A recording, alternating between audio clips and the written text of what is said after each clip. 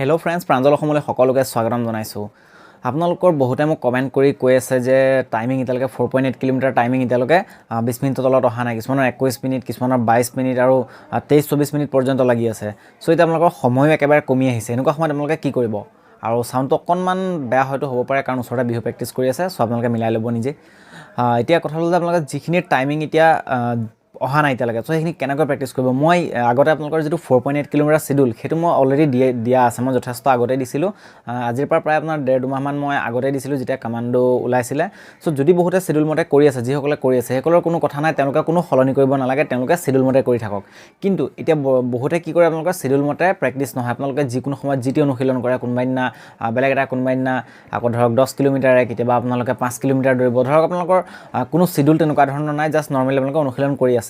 তো সেইসকলে কি কৰিব পাৰে? মই আপোনালোকক 3 দিনৰ এটা প্ৰগ্ৰেম কৈ দিছোঁ যে কেনেকৈ আপোনালোকে অনুশীলন কৰিলে এতিয়াও সময় আছে যে আপোনালোকে কম সময়ৰ ভিতৰত ৰানিং কৰিব পাৰিব। কিন্তু আপোনালোকে সলাই যদি বেলেগ ধৰণে কৰি থাকে, আজি এটা কৰিলে চিডিউল আকৌ সলাই যদি কাইলৈ বেলেগ এটা কৰে, তেনেহ'লে কিন্তু আপোনালোকৰ টাইমিং কমাবলৈ যথেষ্টখিনি সমস্যা হ'ব। চ' সেইকাৰণে এইটো আপোনালোকৰ নিজৰ ওপৰত নিৰ্ভৰ কৰিব যে আপোনালোকে কিমান বেছি কষ্ট কৰিব পাৰে আৰু কিমান আপোনালোকে নিজে ভালকৈ অনুশীলন কৰিব পাৰে, সেইটোৰ ওপৰত নিৰ্ভৰ কৰিব আপোনালোকৰ টাইমিংটো। চ' মই আপোনালোকক কৈ দিছোঁ 3 দিনৰ কাৰণে, বেছি নহয়। আকৌ 3 দিনৰ পিছত চেম আপোনালোকৰ যেনেকৈ সোম, মঙল, বুধবাৰে আপোনালোকৰ যেনেকৈ অনুশীলন হ'ব, আকৌ ঠিক আকৌ একেদৰে আপোনালোকৰ বৃহস্পতি, শুক্ৰ, শনিবাৰলৈ চেম অনুশীলন হ'ব। চ' এতিয়া প্ৰথম দিনা আপোনালোকে কি কৰিব? ৰানিং সোমবাৰ দিনা আপোনালোকে কৰিব লাগিব 6 কিলোমিটাৰ। এই 6 কিলোমিটাৰটো আপোনালোকৰ কি হ'ব? আপোনালোকে নিজে পেচ মেইনটেইন কৰিব লাগিব। এইটো হ'ব আপোনালোকৰ পেচ ৰানিং, আৰু চেষ্টা কৰিব যে প্ৰতি কিলোমিটাৰ যেন আপোনালোকে 4 মিনিটৰ পৰা 4 মিনিট 10 ছেকেণ্ডৰ ভিতৰত ৰানিং কৰিব পাৰে। এতিয়া এইটো আপোনাৰ নিজৰ কেপাচিটি অনুসৰি হ'ব, আপোনালোকৰ যিমানখিনি ষ্টেমিনা আছে ধৰক আপোনালোকৰ সেই অনুসৰি আপোনালোকে যাব লাগিব। চ' মই এটা টাইমিং নিৰ্দিষ্ট বান্ধি দিছোঁ, কিন্তু ইয়াতকৈ আপোনালোকে যদি ভাল কাৰোবাৰ টাইমিং আছে, তেওঁলোকে তাতকৈ যাব পাৰে স্পীডত, আৰু যদি কাৰোবাৰ বেয়া হৈছে অলপমান অগা পিছা আপোনালোকে কৰি ল'ব পাৰে। চ' মৰ্ণিং টাইমত থাকিব আপোনালোকৰ 6 কিলোমিটাৰ, আৰু ইভিনিং টাইমলৈ থাকিব আপোনালোকৰ 15 পৰা 20 মিনিট সময় নৰ্মেল ৰানিং। একেবাৰে শ্ল' ৰানিং হ'ব, তাৰপিছত আপোনালোকৰ ষ্ট্ৰেচিং আৰু এক্সাৰচাইজ কৰিব। আৰু এই শ্ল' ৰানিংটো কিয় দিয়া হয়, আপোনালোকে বহুতে হয়তো নাজানিব পাৰে, যে ভাবে যে এতিয়া ইভিনিং টাইমলৈ কিয় অনুশীলন কৰিব লাগে। আপোনালোকে যদি ইভিনিং টাইমলৈ যিটো আপোনালোকে 15 পৰা 20 মিনিট সময় যদি নৰ্মেল ৰানিং কৰে, তেনেহ'লে কি হয়, আমাৰ শৰীৰটো ৰিকভাৰ হয়। আৰু যেতিয়া আমাৰ শৰীৰটো ৰিকভাৰ হয়, আৰু তেতিয়া আমাৰ কি হয়, কিছুমান আপোনাৰ ইঞ্জুৰি হ'বলগীয়া থাকে, হয়তো আপোনালোকৰ কেতিয়াবা নি প্ৰব্লেম, এংকল বিষ আৰু মাছল পেইন এইবিলাক হ'ব পাৰে। কিন্তু যদি আপুনি ইভিনিং টাইমলৈ এই নৰ্মেল যিটো শ্ল' ৰানিং যদি কৰে, ইয়াৰ দ্বাৰা আমাৰ কি হয়, বডি ৰিকভাৰ হয় আৰু আমাৰ মাছলবিলাক ৰিলেক্স হৈ যায়। চ' তেনেকুৱা হ'লে আমাৰ কি হয়, যিবিলাক কিছুমান হ'বলগীয়া ইঞ্জুৰি বা বিষ আমাৰ নাইকিয়া হৈ যায়, আমাৰ তেতিয়া সেইবিলাক নহয়। সেইকাৰণে আপোনালোকে ধ্যান ৰাখিব যে ইভিনিং যিটো নৰ্মেল যিটো ট্ৰেইনিং থাকে, লাইট ট্ৰেইনিং, এইটো আপোনালোকে নিশ্চয় কৰিব। ইয়াৰ পিছত আহিলে মঙলবাৰ দিনা আপোনালোকে কি কৰিব? 5টা 1 কিলোমিটাৰ ৰিপিটেশ্যন কৰিব। এতিয়া 5টা 1 কিলোমিটাৰ কেনেকৈ কৰিব?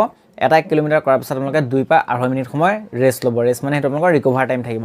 এতিয়া চাওক, ৰিকভাৰ টাইমটো বহুতৰ বেলেগ হ'ব পাৰে। আপোনালোকে যদি অলপমান ভাল অনুশীলন কৰে, অলপমান যদি আগৰ পৰা ৰানিং কৰি আছে, তেনেহ'লে আপোনালোকৰ ৰিকভাৰ টাইম অলপমান কম হ'ব, 2 পৰা 2.5 মিনিট। যদি কিছুমানে নতুনকৈ কৰিছে, তেনেহ'লে তেওঁলোকৰ ৰিকভাৰ টাইমিং 3 পৰা 4.5 মিনিট হ'ব।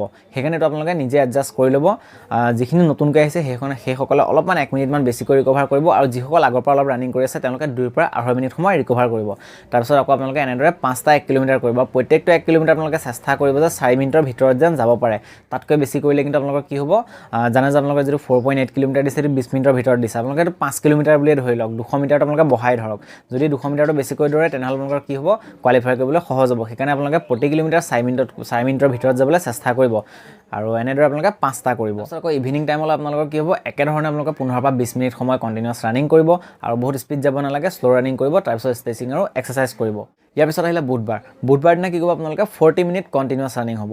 এই 40 মিনিট যিটো আপোনালোকৰ ৰানিং হ'ব, এইটো আপোনালোকৰ এটা আপোনালোকে হিচাপত দৌৰিব। এনেকুৱা মই নহয় যে বহুত বেছি স্পীডত আপোনালোকে ৰানিং নকৰিব প্ৰথম পৰা, তেনেকুৱা হ'লে আপোনালোকৰ কি হ'ব, পিছলৈ শ্ল' হৈ গুচি যাব। সেইকাৰণে আপোনালোকে এটা পেচ মেইনটেইন কৰিব। এটা পেচ মানে আপোনালোকৰ যিটো ক্ষমতাত আপোনালোকে 40 মিনিট পৰ্যন্ত দৌৰিব পাৰে, সেইটো হিচাপত কৰিব। কিন্তু আপোনালোকে 40 মিনিট কমপ্লিট কৰিব। যদি অলপমান ভাল আপোনালোকে পেচত যাব পাৰিছে, ভাল কথা, নোৱাৰিলেও শ্ল'কৈ হ'লেও আপোনালোকে কমপ্লিট কৰিব। কাৰণ আমাক কি হয়, 4.8 কিলোমিটাৰ ৰানিং কৰিবলৈ হ'লে আমাক যথেষ্টখিনি ষ্টেমিনাৰ প্ৰয়োজন হয়। সেইকাৰণে ষ্টেমিনা যদি ভাল নাথাকে, তেনেহ'লে আপোনালোকে কি হ'ব, পিছত ইণ্টাৰভিউত আকৌ আপোনালোকৰ ষ্টেমিনা যদি বেয়া হয়, তেনেহ'লে মাজত হয়তো ৰখি দিবলগীয়া হ'ব পাৰে। সেইকাৰণে ষ্টেমিনাৰ কাৰণে এই 40 মিনিটৰ ৰানিংটো যথেষ্ট প্ৰয়োজন। সেইকাৰণে আপোনালোকে 40 মিনিট সময় মৰ্ণিঙৰ ৰানিং থাকিব। আৰু ইয়াৰ পিছত ইভিনিং টাইমলৈ আপোনালোকে একেধৰণে আকৌ 15 পৰা 20 মিনিট সময় নৰ্মেল শ্ল' ৰানিং কৰিব, লগতে ষ্ট্ৰেচিং আৰু এক্সাৰচাইজ কৰিব।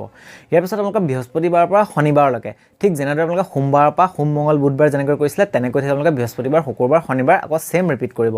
আৰু আপোনালোকৰ এনেই নৰ্মেল যিটো ছানডে থাকে, সেইটো অফ থাকে। কিন্তু আপোনালোকে এতিয়া কি হ'ব, আপোনালোকে ইণ্টাৰভিউ যিহেতু আপোনালোকৰ কাষ চাপি আছে, সেইকাৰণে আপোনালোকৰ ছানডে দিনা আপোনালোকৰ ৰেষ্ট লোৱাৰ প্ৰয়োজন নাই। অলপমান আপোনালোকে ৰানিং আৰু এক্সাৰচাইজ কৰিব পাৰে। 25 বা 30 মিনিট সময় আপোনালোকে নৰ্মেল ৰানিং কৰিব, আৰু বহুত স্পীড নহয়। এইটো ৰানিং আপোনালোকৰ একেবাৰে শ্ল' হ'ব।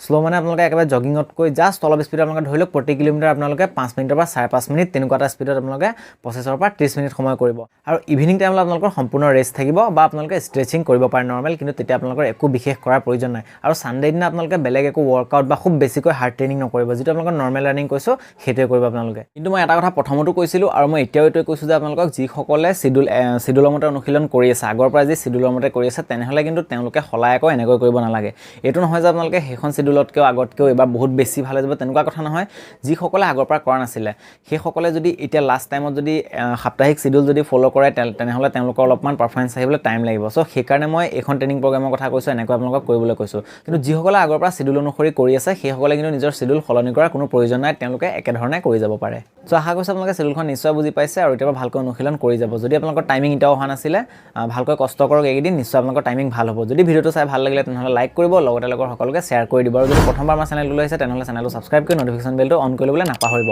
লগ পাম আকৌ নেক্সট ভিডিঅ'ত জয় আই অসম